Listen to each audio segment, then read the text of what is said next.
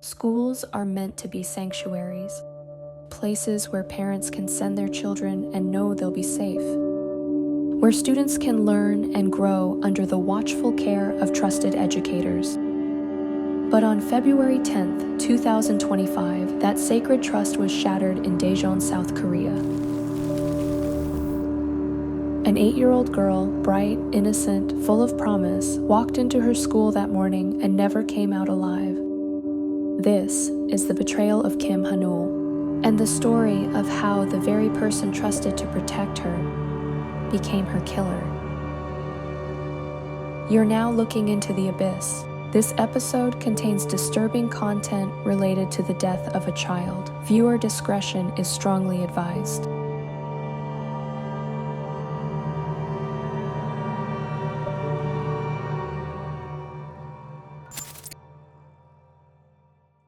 It was a Monday like any other. At an elementary school in Daejeon, most students had already gone home. The day was winding down. But for a few kids, including 8-year-old Kim Ha-neul, the day wasn't quite over. She was enrolled in the after-school care program. At 4:30 p.m., she was the last student to leave the program. Or so everyone thought. Outside, her private art class driver waited. He had seen Ha-neul every Monday, same time, same smile. But this time, minutes passed and she didn't come. 10, then 15. Something was wrong. The driver called her teacher.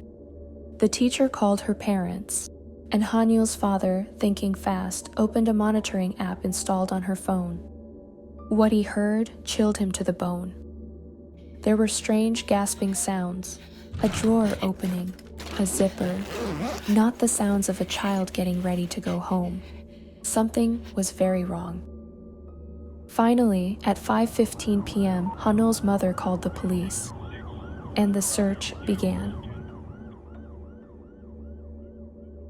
As officers scrambled through the school, tracking Ha-neul's phone signal, her grandmother, desperate to help, searched the second floor of the building. There, tucked inside the school's media center, was a locked storage room, one that was usually closed off.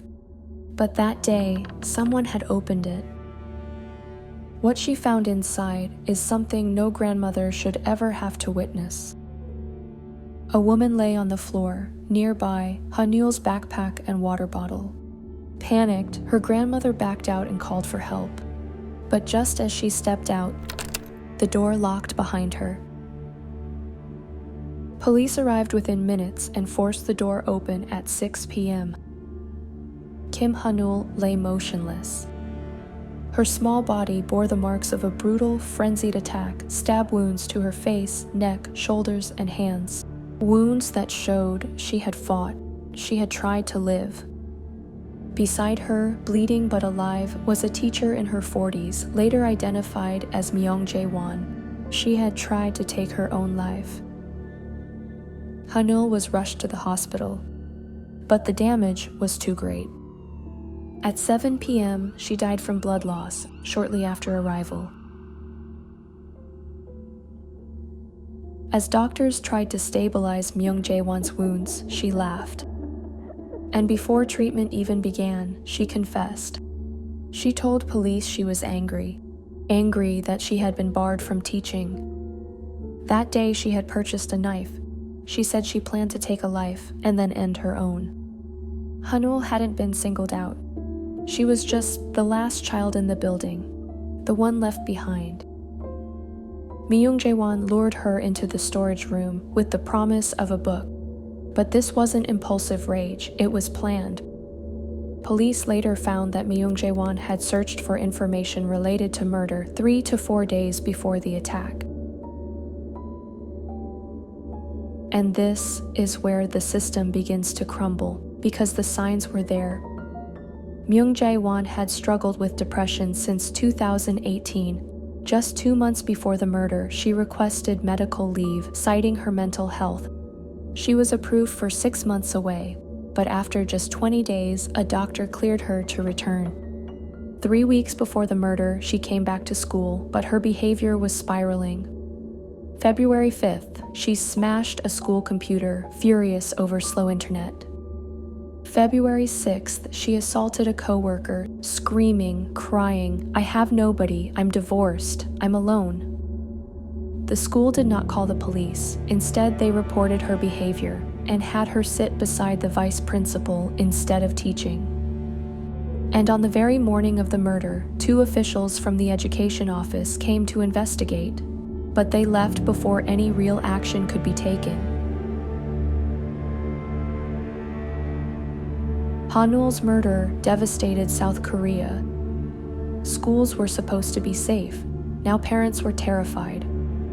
Her elementary school closed for a week. Questions arose.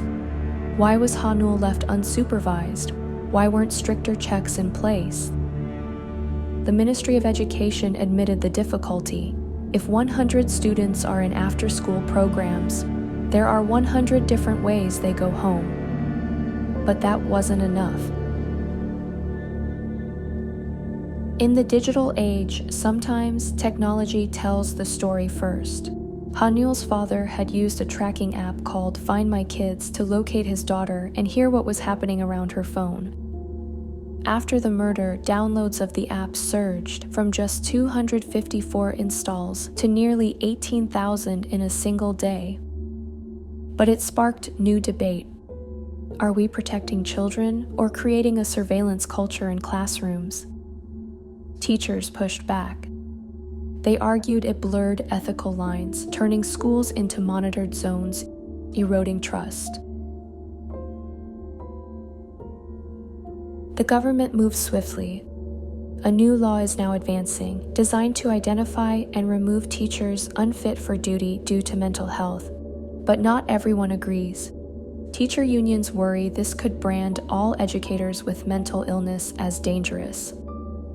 Psychiatrists question whether Myung's depression alone explains her actions. Perhaps it was something darker, something no one had seen in time. It wasn't until March 12th that police released the killer's name, Myung Jae-won, 48 years old. For weeks, she had been silent, barely able to speak. Now the world knew who had taken Kim Ha-neul's life. A psychological evaluation revealed that Myung doesn't have psychopathic traits.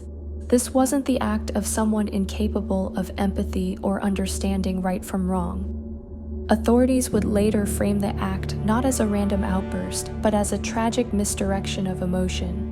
They believed Myung wasn't truly angry at the child. Instead, she had carried years of unresolved pain from her family life, and Ha-neul became the unfortunate target of that buried rage. On March 27, 2025, the Daejeon District Prosecutor's Office formally indicted Myung. Under South Korean law, she faces severe penalties, ranging from life imprisonment to the death penalty, though the latter hasn't been enforced since 1997. Here's what's haunting about this case. Myung wasn't some stranger. She was the person parents trusted with their kids every single day. But this goes beyond one person's breakdown. A review committee that hadn't met in 4 years, warning signs brushed off as workplace drama, a violent assault treated like a personnel issue. The Ha-neul law might save other kids, but it came at the worst possible price. One family's nightmare had to wake up an entire nation. We can track our children's every move now, monitor their world through apps. But technology can't replace our responsibility to actually protect them. It can only tell us when we've already failed. For little Kim Ha-neul, whose life ended far too soon, the hope is that her story will not be forgotten, that it will spark real change, changes in how we protect our children, changes in how we listen to warning signs, and changes that ensure no other family has to face this heartbreak. Because if there's any way to honor Ha-neul's memory, it's by making sure her tragedy leads to a safer tomorrow for all our kids. If you've made it this far into the abyss, thank you. If cases like this matter to you, please like and subscribe. Hopefully, I'll see you in the next one.